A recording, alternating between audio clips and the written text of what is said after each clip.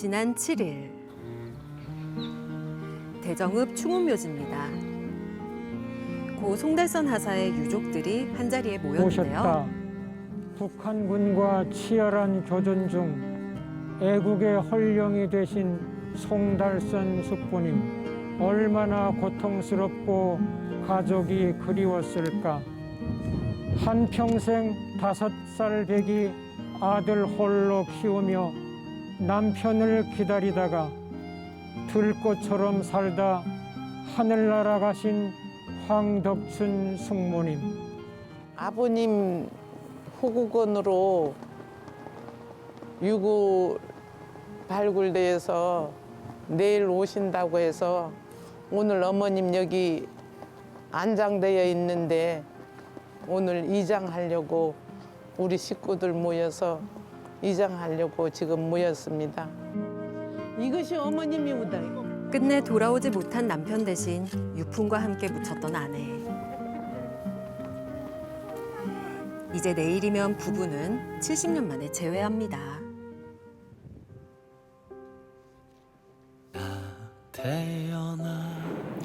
1950년 송달선 하사는 25살의 나이로 6.25 전쟁에 참전했습니다.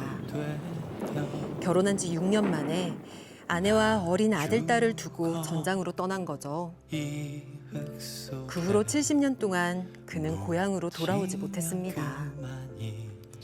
전쟁 이듬해인 1951년 설악산 전투에서 전사하고 유해를 찾지 못했기 때문인데요. 송하사의 유해가 발견된 건 전사한 지 60년 만인 2011년 5월입니다.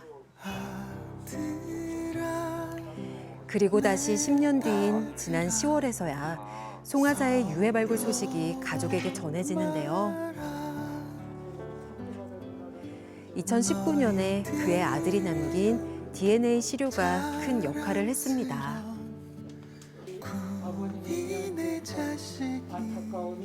그 전쟁터에 우리 형님이 출정을 해서 좀 싸우시다가 애석하게도 돌아가셨는데 보통 죽음이 아니라 나라를 위해서 죽었다.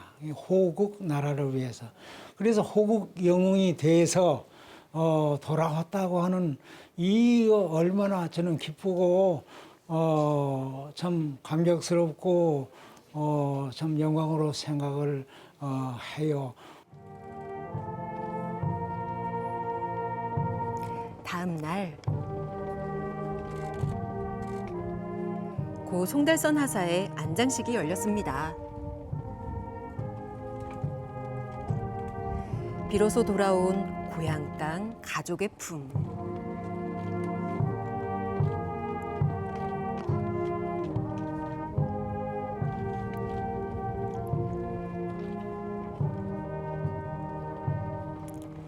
스물다섯 살 그대로인 모습의 남편과 구순에 가까운 모습의 아내.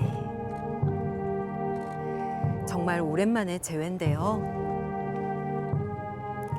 그동안 함께하지 못했던 가족들의 아픔과 그리움은 얼마나 컸을까요?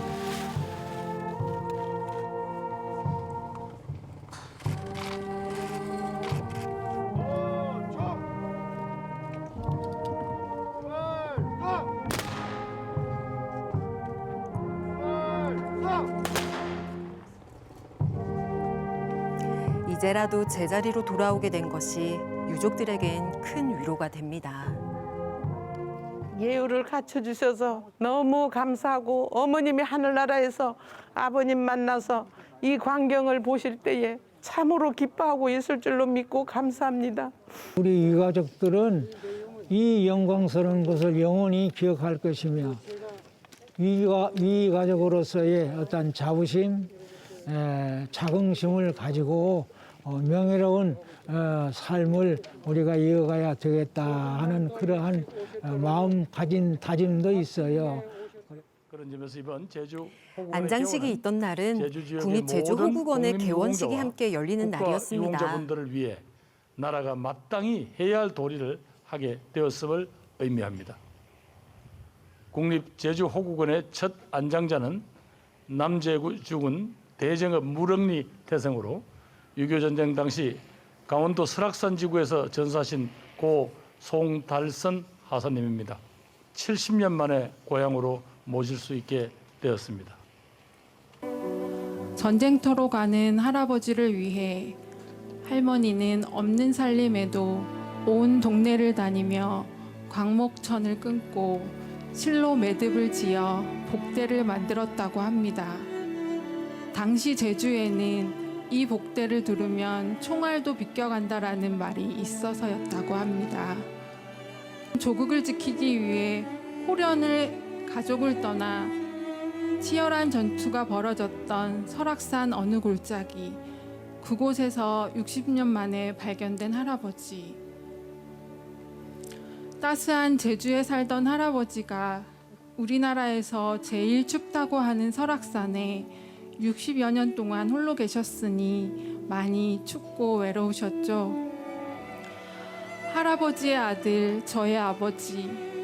아버지는 할아버지의 유해를 찾았다는 소식을 듣지 못한 채 작년에 세상을 떠나시고 말았지만 평생 할아버지를 자랑스러워하며 그리워했습니다. 할아버지, 따스한 고향 땅 제주에서 이제 편안히 쉬세요. 아빠가 살아계셨을 때 만났으면 더 좋았을 테지만 지금은 같은 곳에서 잘 만났으리라 생각합니다.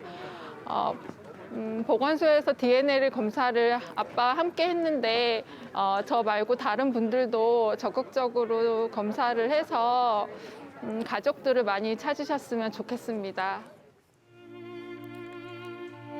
고향 땅 가족의 품으로 70년 만에 돌아온 고 송달선 하사. 나라를 위해 헌신한 당신의 뜻을 우리 모두 마음 깊이 새기겠습니다.